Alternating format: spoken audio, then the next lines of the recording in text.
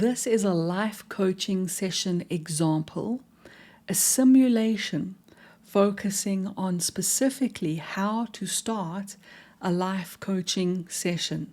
I focus on one of the biggest mistakes that I see new life coaches and beginner life coaches make. I'm also going to show you that if we leap into our coaching session with a very blunt, typical coaching question that is already solution focused, like what is your goal or what are your goals, how that can actually sabotage a life coaching session. And I'm going to show you what could work instead with a detailed breakdown of some ICF competency tips for PCC level and MCC level. And I'm going to do all of this with an AI simulation. My team and I have helped aspiring natural coaches from more than 60 countries around the world to achieve ACC, PCC, and MCC and to become successful go-to coaches. So I'm drawing on all of that experience to make this a very simple tutorial. So let's start with what doesn't work when beginning a coaching conversation around goals. And then I'm going to show you what does work. Alex, welcome to your coaching session. Let's begin, shall we? Sure. Yeah. Thanks, I guess. Alex, what are your goals? I don't really know. I mean, that's kind of why I'm here. Well, just imagine as if you do have a goal. What is that? Surely you must have a goal, Alex. I guess I should. I'm just really not sure. Well, you know, when you booked the appointment, you must have had some idea about why you wanted coaching, right? I guess I don't know. Someone said maybe it would help, but now I'm not really sure what to even talk about. So can you spot how uncomfortable our simulation AI client was? The fact is that many people don't actually relate to the word goal. And jumping straight in with a very hard-edged question, one that a lot of coaches actually use, what are your goals? Without first settling in and really creating at least a 2 to 3 minute rapport building, chatting. I'm going to give you some better ways to actually get into the coaching session so that you don't just force that kind of what are your goals? Deer in headlights pressure. Now, sure, some clients who are very goal orientated, who are naturally almost coaching themselves through life, are going to arrive with all these answers probably ready for you. And then, in fact, your challenge as a coach changes because as coaches, we want to give our clients something that they didn't arrive with. And the highly coachable client can actually arrive with their action plan already in their mind, with solutions that they've already thought of. And now our role changes, in fact, so that we can offer more inner work and that we can stretch them. But when you get a client that is stuck or that isn't highly coachable because they're not naturally coaching themselves, or perhaps they're new to coaching in general, or they're going through a patch in their life where they genuinely feel like they don't have the answers and the insights right there at their fingertips, then we need to really slow down the entry to the coaching. So the first tip that I'm giving you here is this kind of what are your goals straight off the bat. Problem number one can be too soon. Problem number two is please don't get attached to the word goal. What we want to do instead is find the language of our clients, and we want to realize that not everyone relates to even the word goal. So we want to be exploring and listening until we hear the change they want, until we hear what growth they want, until we hear what their aspirations or their vision is of their future state or future self. Even if we hear what they don't want, it's a starting point. Now I'm going to show you the same entry But instead of making the mistake of asking, what is your goal too soon, we're going to ease in with our Alex client, and then we're going to try a different approach and see where that goes. Hi, Alex. It's wonderful to spend some time with you today. Thanks. I appreciate that. I'm glad to be here, even if I'm not totally sure what I'm here for yet. I get that. And I just want to make you feel completely comfortable. We're going to take it easy. We're going to go at your pace. This is your time and space. And I really want to just encourage you to know that this is a safe and confidential space. And we're going to hang back and let things happen naturally. How does that sound? It sounds great. So, Alex, I'm just generally curious, when you booked this appointment, what did you have in your mind that urged you to make an appointment with me? I think it was this feeling that I've been in the same place for too long, like I'm on autopilot. And I just felt maybe talking to someone would help me see what I can't see on my own. This feeling of being in the same place, of being in autopilot, so that you can see something more than what you can on your own. Yeah, exactly. I guess I'm looking for a way to get out of that loop and find something more meaningful. So when I say the words back to you, you want to get out of that loop and find something more meaningful. How does that land for you? It actually feels really true. Hearing it back makes it clearer. The word meaningful, what does that really mean? I think it means finding something that feels aligned, like I'm actually growing or contributing instead of just going through the motions. Aligned and contributing. Yes, exactly that. So if you had to imagine yourself fully aligned and contributing, what would that feel like? I think it would feel energizing and it would give me this sense of purpose. Like I'm on the right path, you know? A sense of purpose. And do you think if you were on the right path, that would get you out of this loop? Yeah, I think it really would. It feels like that's the key to moving forward and not feeling stuck anymore. That's the key to moving forward and not feeling stuck anymore. How important is it for you to find this key? It's really important. I think it's one of the main things I need right now. And on a scale of 1 to 10, if 10 was super important and 0 meant not important at all, roughly where would you put this? I'd say it's probably around a 9. It's definitely something that's been weighing on me a lot. So around a 9.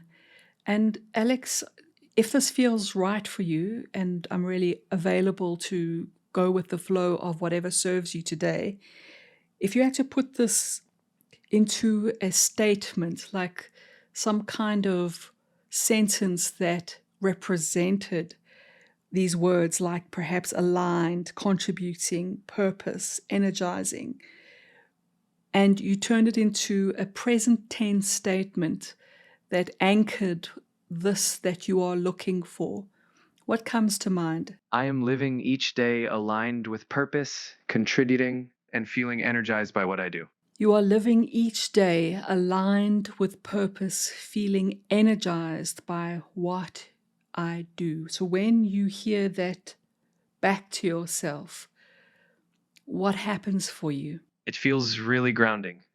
Like I have a clearer direction now, and it actually makes me feel hopeful. And this grounding and hopefulness, is this something that you would like us to continue to work on today in this session? Yeah, I think that would be really helpful to explore how I can take steps towards that. To encourage me, although I don't need much encouragement, and the YouTube algorithms, so that I know to make more of this kind of content, which I suspect is going to be really, really helpful. Please hit that subscribe and like and follow button and post a comment below. And that will signal us, my team and I, as well as the algorithm, yes, Cole, more detailed, deep dive coaching demonstration videos. So with the approximately 30 minutes that we have left in our time today, What would you like to leave with that will help you to eventually feel that each day you are aligned with purpose? I think leaving with a clearer sense of maybe 1 or 2 next steps I could take, that'd be a big win for me today. So 1 or 2 steps, and how would you like to be perhaps feeling within yourself? I'd love to feel more confident and motivated, like I have a sense of direction that I can trust. And let's just check if you have those 1 or 2 steps, plus you feel confident and motivated. Is there anything else that would tell you I have what I wanted from this session? I think if I also felt like I had a little more clarity on what meaningful looks like for me, that would really tie it all together. So, what meaningful actually looks like. Yes, exactly. So, just so that we have some kind of starting point, this clear sense with your steps and the confidence, as well as what meaningful looks like. If we had to say where you are now in terms of having this all, and 10 out of 10 means you have it completely, and 0 means really haven't started, where are you right now? I'd say I'm probably around a 4. Around a 4. I have, yeah, around a 4 with some room to grow. And if today's session went really well, what would you like to leave with out of 10? I'd love to leave at least at a 7, feeling like I made solid progress and have some clarity. And if you had those 1 or 2 steps, plus the confidence and motivation, and you had a clear picture of what meaningful would actually look like, do you think that will give you your 7? Yeah, absolutely. That would definitely feel like a 7, maybe even more. And you know, Alex, just to reflect back to you, I'm listening to your tone of voice and the sense of energy that you have now compared to when we started the session. Am I right in saying that you're feeling a lot more motivated already? Yeah, you're right. I actually feel a lot more hopeful and motivated just talking about this, so thank you.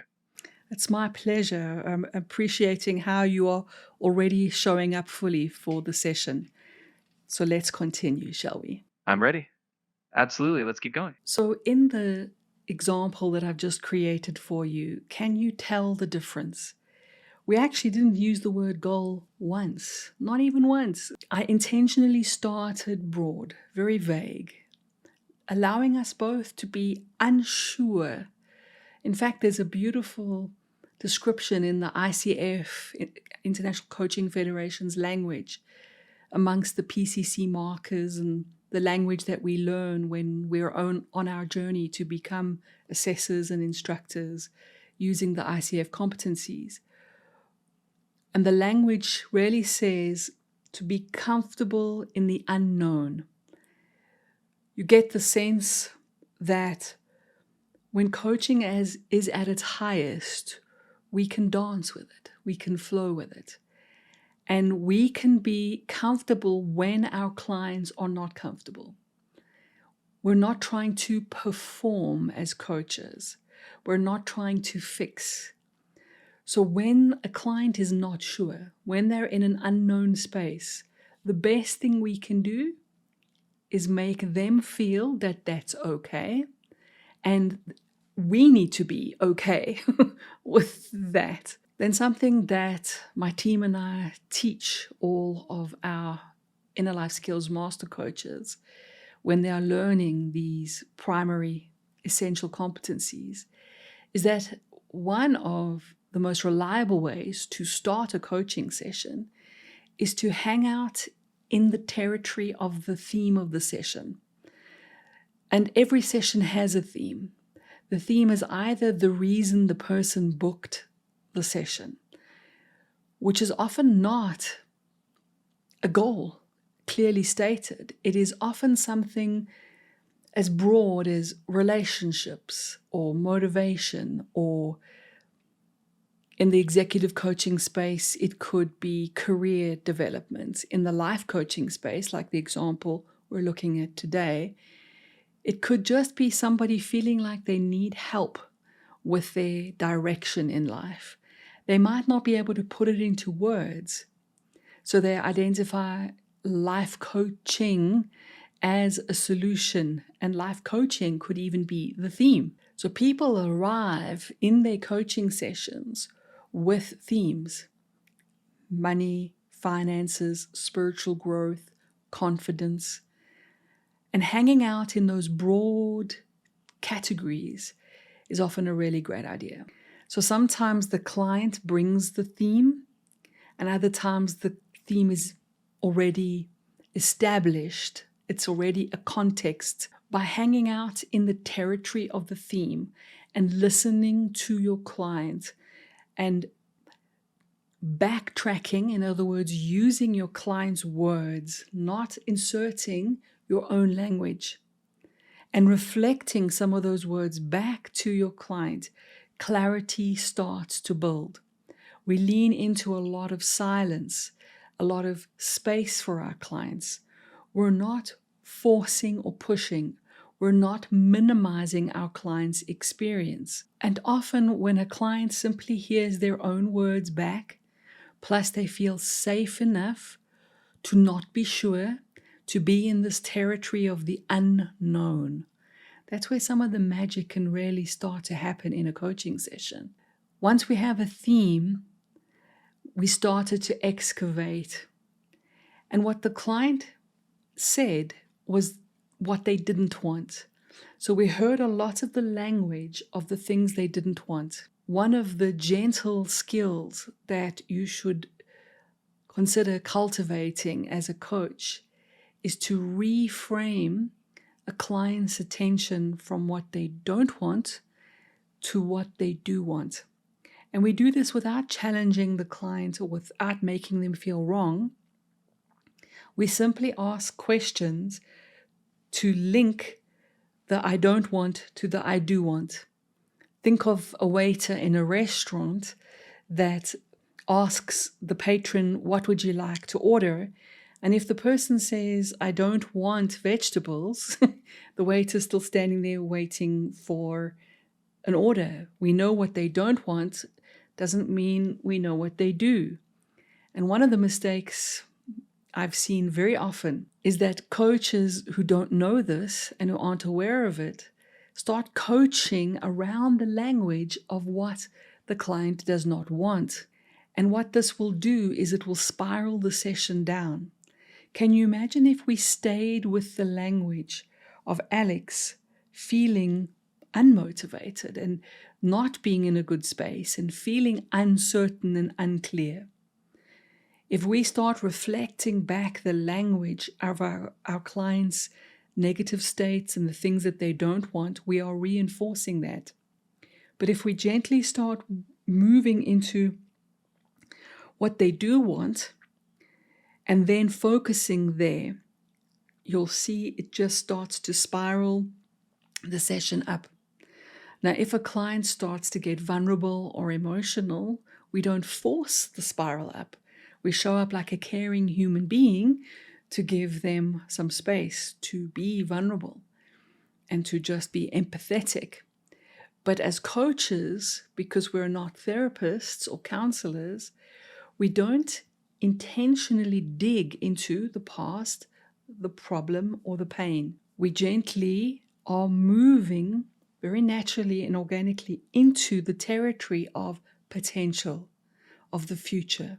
But we don't need to do that by forcing the word goal. Not that there's anything wrong with the word goal, yeah? The other thing you would have noticed me doing is unpacking details about that future change that the client Alex wanted to make. So instead of sticking to only the practical conversation, when Alex said that he wanted 1 or 2 steps to get a clear sense, if I had stayed with the 1 or 2 steps, it would have stayed quite a surface conversation. And a lot of new coaches also make the mistake of thinking that their job is to make to-do lists. And I don't want to bash to-do lists because they have importance in the world, right? Action plans, all very important. And it certainly is a part of coaching. But if we only stay there, the session will stay very dry. And already the client has given us hints that there is a deeper thing happening here, using language like purpose and alignment and looking for meaning. These are not to-do list items. This is about coaching the client as a whole person. The ICF uses the language coaching the who and the what. And for PCC, Professional Certified Coaching, and Master Credentialed Coaching, so for professional levels and master levels, I'm, for example, an MCC coach, it is expected that we absolutely don't just coach the what, that we also coach the who. And the who of the client is the whole client. It is their intuition, their values, their beliefs, their context, their identity, their wisdom, the whole of who they are, instead of what needs to be done next, checklist, tick, tick, tick, yeah? So when I asked the client to unpack more, he put on the table confidence, and he wanted to know what meaningful looks like. Now, you don't have to overthink this. As a coach, this is so beautiful. The client has handed to us on the plate what they want. Our job, make some notes, check it with the client. It's like taking an order at a restaurant. We want to double check we got the order right. And by the way, the ICF awards a little bit of an evidence marker if we check that we understood what the client wants from the session. And we've started to do what I call moving from theme to goal to contract, which is our jargon, not the jargon we share with the clients. But the contract is the outcome that the client wants for the session. It's the detail of the order at the restaurant, the thing that they want. And notice we don't tell the client what that is. When we are coaching, we are partnering with the client, we are empowering them so that they are leading and they are discovering what they really want. You also will notice that I put in some measures. There were two sets of measures. The one was a measure of importance, which is really helpful when a client starts to clarify that quote unquote goal without necessarily using the word goal. And of course, if they do use the word goal, then we can too. But it was to check the importance. Because one, it brings clarity to a client to realize, wow, that's actually more important than I realized. To give it a number out of 10 is affirming for a client. If it was a low number, we wouldn't say to a client that was wrong. We would just be checking what would make it more important. And we might be wondering about whether they really want coaching on a very low importance item. So that would be an interesting point if it was low. But when it is a higher value, 7, 8, 9, 10 out of 10, we know we are working with something that is high significance for the client. And by them scoring it, they now have perhaps gained a little extra clarity and realized how important it is. The second set of measures that I inserted was around where they are now and where they want to be at the end of the session. They've told us what they want, and I want to know where they are in their journey, and I would like us to create what's called a progress measure. If we'd continued our conversation, the next part of the coach conversation would have been much more fluid, much more organic, and we would hang out to do what? To deliver on the 3 things that the client said they wanted. Now, I don't have to deliver it as the coach. We are partnering. We're going to ask questions. I might think of certain tools to draw on. And I'm going to build a space for the client to find and to discover those 3 items that he said. We would work on those 1 or 2 steps that the client wanted. We'd work on confidence and motivation, and we would work on the meaningful visual, what it looks like. And now we start from a very strong position. If this video is helpful, I'm going to put a link to a follow-up video that I think will really support you, showing you specific, easy-to-use methods, great for beginners, that if you put this into your coaching sessions, you will elevate your life coaching immediately. I also have a beginner's life coaching introduction course that is completely ungated, no opt-in, at InnerLifeSkills.com/coach.